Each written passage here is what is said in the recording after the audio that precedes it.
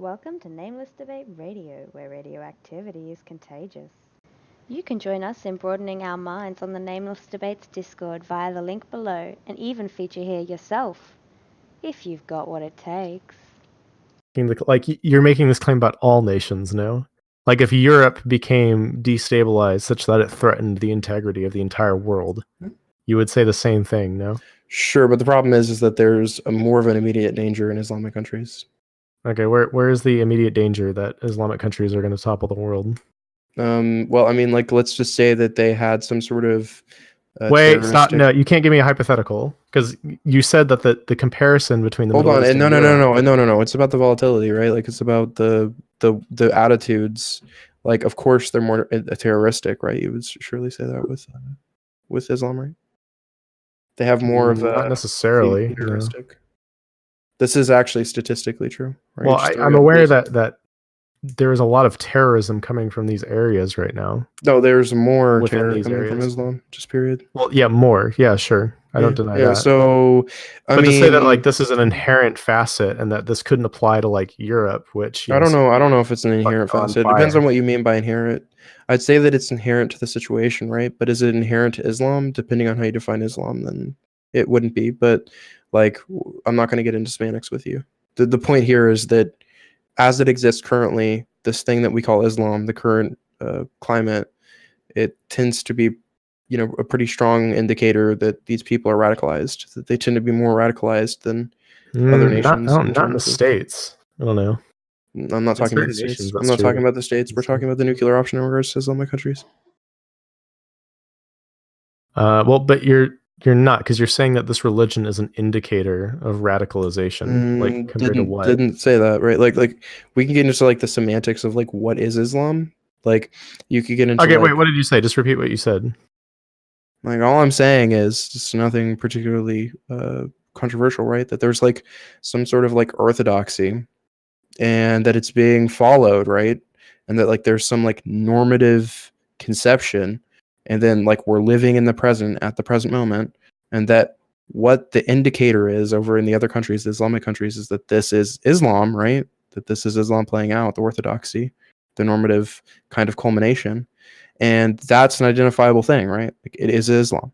And we have empirical data on this subject that seems to indicate that they have increased volatility in regards to terroristic acts. And there's absolutely no reason to think that it's not because of some... holy reason.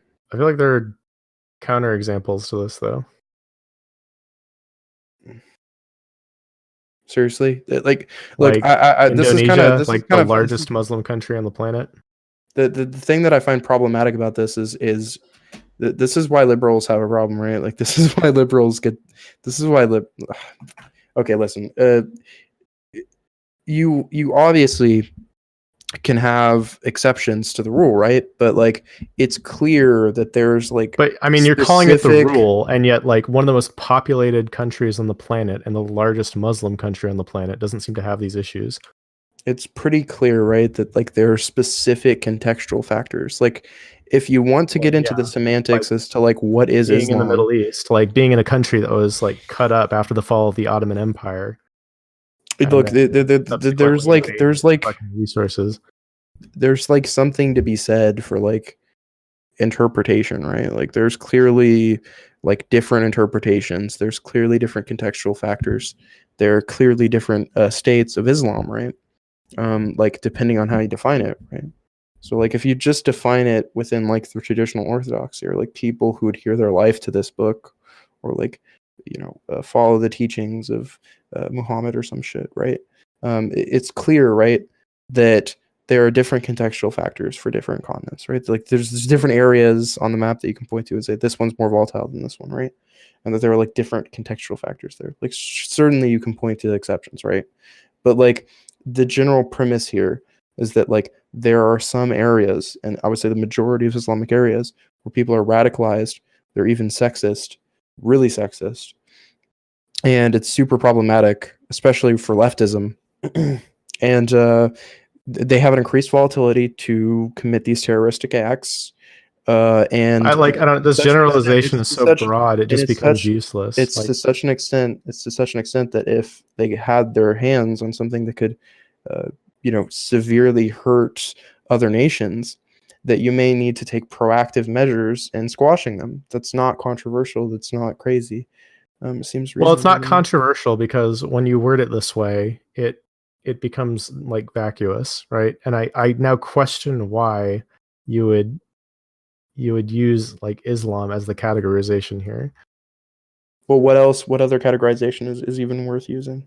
Like the one you're actually talking about, which is countries that like threaten the stability of the world. No, the problem is, look, obviously this is true of any country that could potentially hurt other countries in this way, Yeah, right? Sure. Like that's undoubtedly the case. So like we're both in agreement there. The reason why I'm selecting for Islam is because it seems to be a larger danger. And that's the same reason why Sam Harris is selecting for it, right? It's because it seems to be a much larger issue and much more prescient than a lot of these other countries. So obviously there are different contextual factors. Obviously there's statistical analysis. Okay, yeah, but like if you're that makes acknowledging that these different contextual factors, why are you then making a sweeping generalization and ignoring them? Well, I'm not ignoring the contextual factors. I'm saying that the contextual factors definitely work in conjunction, right, with the Holy Book.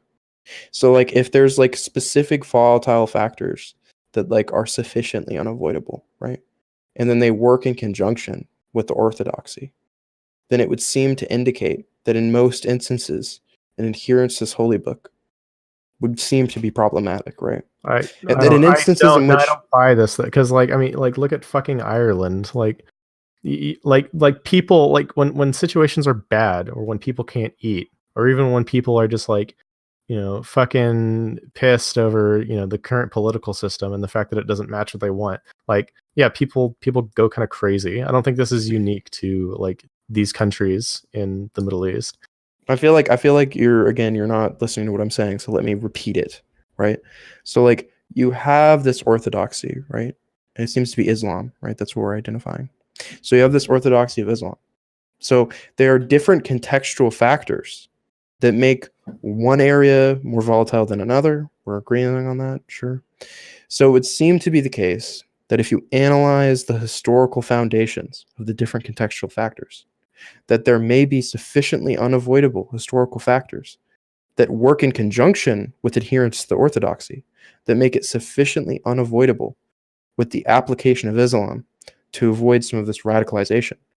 So it would seem to be the case that the orthodoxy of Islam would seem to be particularly problematic in analysis here. No, like I feel like this is almost contradictory what you're saying. How? Because you're saying that, so like we have a accepted doctrine within the Islamic world, right? And you're saying that when you combine this with a volatile situation, that the people become radicalized, right? No, But then I'm you're saying saying that this is a problem with the orthodoxy and not with like, because I feel like you could apply this to fucking anything. well, I'd say that it's like chemistry, right? You add different elements and you'll get chemical reactions. So like there may be something to be said for you have to distinguish, right, like this orthodoxy from others, like compared to what? so like, I'll agree it's volatile, but like so- I think everyone is volatile when they're placed into shitty situations like this. well, no, that's just not true, right? That they're, again, this is kind of why I brought up chemistry, is because you have different chemical reactions based on like even measurements, even like the placement of like how many elements you're putting in, right? Like there's certainly something to be said for a nation of which is secular and has to deal with these contextual factors, and a nation which is Islamic that has to deal with these contextual factors, or even in instances in which you have like other orthodoxy, right? So like what Islam is like a name for like a subset of structure, like in the orthodoxy. So like you have certain tenets, like it's like a complete structural thing. So like you could put like any name on this, right? The point is that it's problematic, that it seems to be the case that historically, like the only inductive example that I can go off of is that this orthodoxy seems to be particularly problematic in most instances in which it's instituted. And in instances in which it's avoided it, it seems to be the case that there were different contextual factors that led to that as well, right? And that it seems to be the case that the orthodoxy tends to be particularly pernicious when dealing with these common contextual factors. And that in other instances in which you didn't have this underlying orthodoxy, that it wouldn't be quite as pernicious. Okay, So can you give me like some examples of these contextual factors existing and people not like losing their shit or war breaking out? Well, I mean, look, I certainly couldn't give you. Okay, so you don't have a examples. single example, right? Well, so you look, see how this is like this bizarre argument, like from well, a it isn't. theology? It isn't quite as bizarre as you would think it. Would You be, well, right? you can't because you're not giving me anything to compare it to. Well, I mean, look, we could maybe have a historical argument in the future once I get some sourcing. But Okay, we but could you have totally- this opinion, and yet you have nothing to back it up. That's what's problematic for me. Okay, sure. I mean, look, the present example, the only example I'd have to go off of, in this instance, because I'm remarkably uneducated on history. That's the one thing you need to understand about me is I'm not a big history guy. It's that when you look at the state of Islam, the way the countries are conducting themselves, it seems to be particularly problematic, right? That like you see things in those countries that you really don't see in other places. And even with and adding to the other factors, it would seem to be the case that the orthodoxy tends to inflame these situations, right? That's really all I have to go off of. Like the second most violent country on the planet right now is Mexico, right? Which is predominantly Catholic. We can look at violence in the drug states in South America. We can look at violence in Africa. We can there are tons of other places. Well, it's not just violence. Hold on, just to be clear, it's not just violence. Islam commits violence for very different reasons than why like a Hispanic person and in Mexico would like that may be like fueled by like vanity or like some duty bound thing of like like an adherence to capital. Even like it could be like that when it's Islam, it's like a complete adherence. Like everybody needs to adhere to my ideology or they're blasphemers, they must die, right? Like this is clearly different. Like there are different reasons for violence. You can't just say violence full stop. Okay, then like what are we talking about? So if you don't care about violence, do you only? Well, I mean, it's obviously I'm saying that it's a different kind of violence with it's all I'm saying is it's a different kind of violence with Islam. That's all I'm saying. Okay. And so why should we consider the nuclear option only for these countries? No, I'm not saying only for these countries. Okay, then the claim is vacuous. This is The like claim- me saying, the claim- the claim- the claim is- maybe No, if the the claim is- entire world the order claim was is- threatened, we'd need to kill all black people if that could solve the problem. Let me take you back to the initial claim. Let me take you back to the initial claim. The initial claim is you can't take the nuclear option off the table with Islam. Okay, but this claim is meaningless, right? Like you can't take the nuclear option off the table for X. You strawman. I'm not. No, I'm not strawmanning. You said the statement's vacuous, but it's not. It is vacuous. That's not a straw man. How's it vacuous? How is it a straw man? Look, it's vacuous because it's meaningless. You're drawing an arbitrary distinction which doesn't actually reveal what you're getting at, right? What you're getting at is something that's just like uncontroversial from a very fundamental utilitarian standpoint. Now, how is what I said a straw man? You strawmanned it, right? Because you said only in instances of these countries. That's not the initial claim. That's a straw man. Okay, that's true. That is true. But I assume because if that's not the case, then the claim is completely meaningless, right? Well, I mean, look, the claim isn't meaningless, right? It's referring to potentiality, and it's also referring to the volatility within these countries. Okay, all right, Zychron. So if I show up and I'm like, maybe if there was a scenario in which like white people were going to cause the world to end, we can't take the option of killing all white people off the table if that was the only thing that could solve it. Sure, but that's. I mean, you ask me, you ask me like, oh, well, what about like black people or Asian people? And I say, oh, well, yeah, sure, the option's there for them too. But I just want to make it very clear that I'm specifically talking about why are you drawing this distinction? Because Islam seems to be particularly problematic. Problematic in what sense? In terms of the violence and the type of violence that they're doing, and it's also problematic in relation to leftism. You don't care about violence because we already established that. So why is this type of violence something that you're more worried about? Because it's motivated by things that seem to be uncontrollable in regards to. Sorry, my thing turned off. Kind of threw me off. But anyways, it seems to be uncontrollable in a way that I couldn't personally see to account for, right? Like, once people adhere to an ideology like this, it seems really hard to kind of separate that from their culture. How is it, you think this is unique to Islam, though? Yeah, no, Islam does have some unique factors. But in terms of like how hard it is to convert people. Oh no, it's not. It's definitely not. But again, it's like with the Mexican drug trade and stuff. You can actually probably solve that, right? You could solve that with actually abolishing the war on drugs. Like you could actually just end it like tomorrow. Sure, that's one solution. Yeah, it would definitely minimize it pretty severely. So, like you have like solutions to these issues. With Islam, do you not think there's a solution to like? I mean, you say that's a solution. I'm just saying it would be a much. It'd be a much harder solution for Islam. Like to get these people de-radicalized, it would be much harder than just a lot of the other issues like the Mexican violence and stuff. So that's why I say that type of violence is more problematic. The situation in the Middle East, like even now, is improving, right? Even like very backwards nations like Saudi Arabia are starting to liberalize. It seems like as long as like really any nation, okay, goes for long enough. Are they? Okay, so just to be clear, are they killing the women?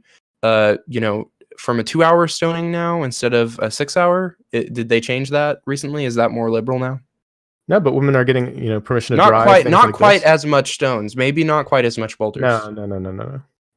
We can point to like recent reforms in Saudi. I agree. Saudi Arabia is like a fucked up backwards country. Hey guys, aim for the head now because it will kill her quickly. Right? You're just ignoring my point. Like you're not addressing my point. I look.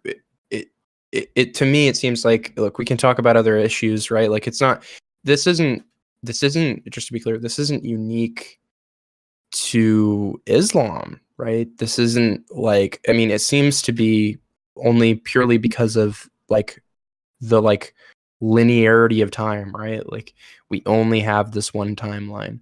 We're only observing this kind of situation, right? So it seems to be the case in that instance, right? But like I could like create like 2 different timelines where like a whole nother type of religion that I just made up out of fucking thin air could display some of the same characteristics. But the problem is that this seems to be the religion that is displaying these characteristics at this very moment.